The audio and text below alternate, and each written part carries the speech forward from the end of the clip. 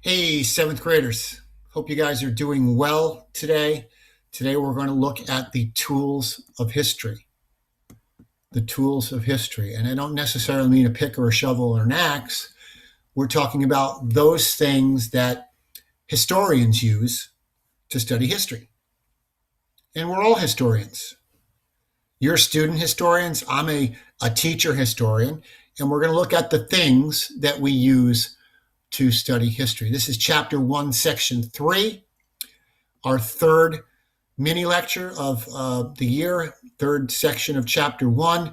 And we're going to get right to it today by looking at 4 of the 8 vocab terms that will appear on our mini lecture today, on our reading. The remaining terms, all 8 terms, will appear on your Quizlet feed, chapter 1, section 3 Quizlet. I will also link all of those terms on our class feed at the end of the day. So you'll have all the terms that you'll need for your vocab quiz practice and studying. You'll have all those 8 terms in one place. So 8 terms total, 4 on the sheet. Let's look at the first term here. First term is authenticity. Authenticity, the quality and reliability of a source. Is a source of information a quality source? Can it be considered reliable? That is going to be authenticity, the quality and reliability of a source. Bias is our second term.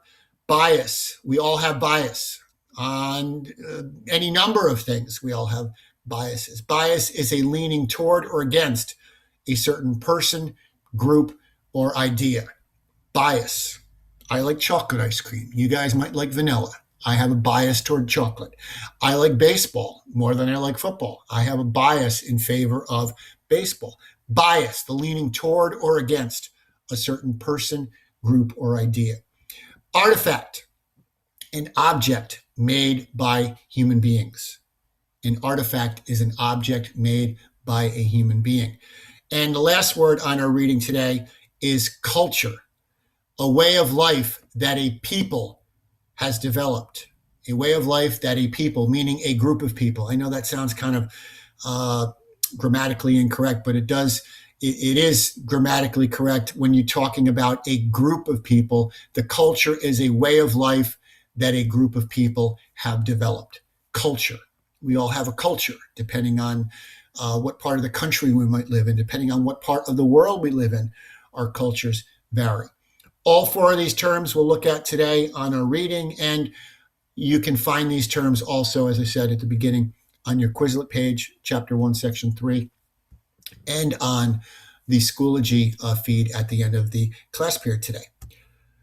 Okay, let's hop right to our reading, guys and girls. History. That's what we're all about in social studies class. History is the study of people in different times and places.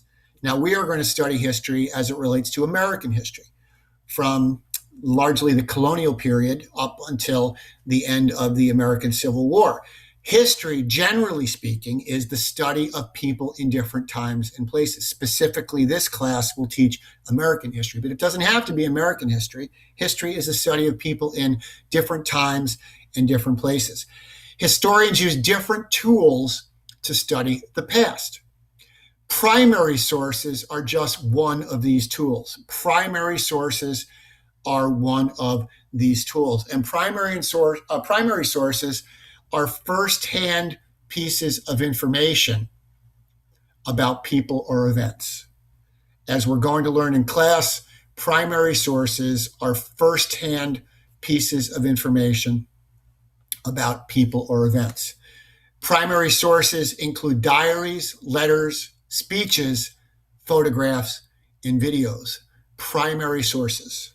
Okay? Now, a secondary source is written after the event by people who were not there. Primary sources are sources of information that people witnessed or saw. Secondary source is written after the event by people who did not witness the event. Secondary sources are always based on primary sources, and historians must decide on the authenticity and reliability of a source of information. Some sources might show a bias.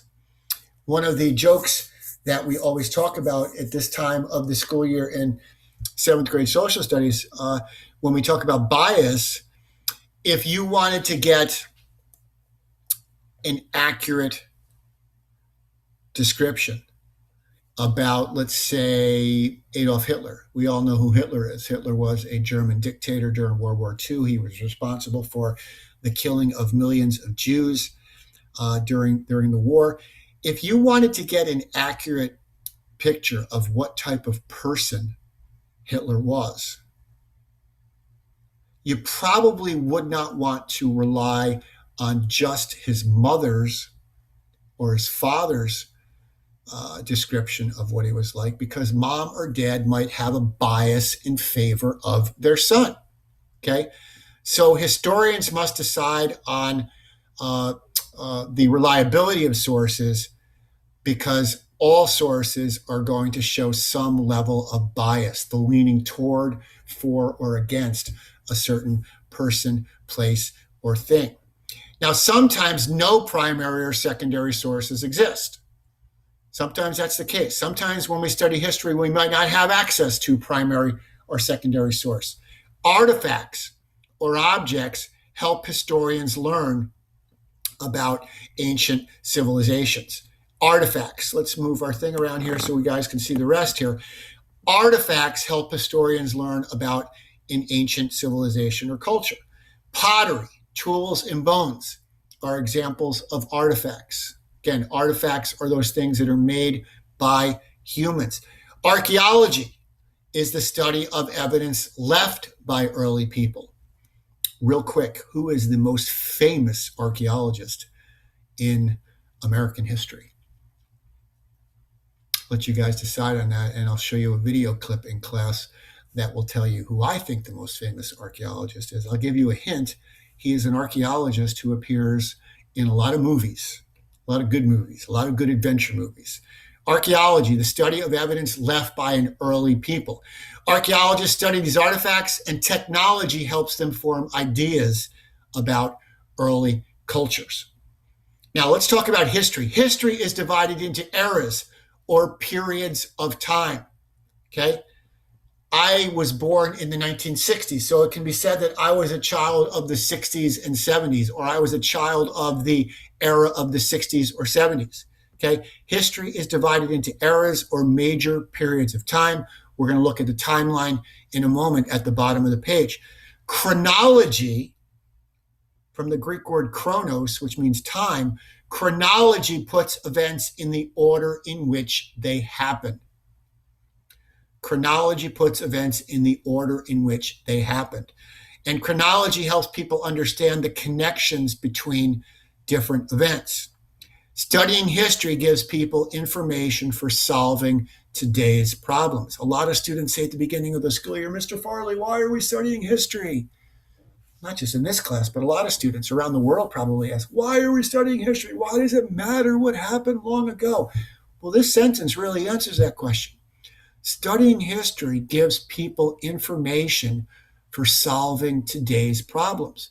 If we know about what happened in the past, if we know about something that occurred in the past, and we know either how people dealt with it successfully or how societies or civilizations dealt with it not so successfully, we can hopefully learn from either their successes or learn from their mistakes. So this is why we study history. Studying history gives people information for solving problems that exist today. And that's going to be a focus for the rest of the school year in seventh grade history. Take a look at the timeline. Yes, there are a couple of questions that we'll look at in a moment, but let's look at the timeline. Let's move this around so we can see first the timeline below. We've got some events, and most timelines, all timelines that we'll see in social studies this year, maybe some different ones, maybe some top to bottom, but most timelines that we'll look at are going to be read left to right. Left to right, with the older events appearing on the left and the newer events appearing to the right on the timeline. So this timeline, for example, is titled Diverse Cultures in North America, and it starts out in 1492 with the arrival of good old CC, Christopher Columbus. And then it moves into the era of exploration in which Europeans explore and settle the Americas, North America, South America, Central America.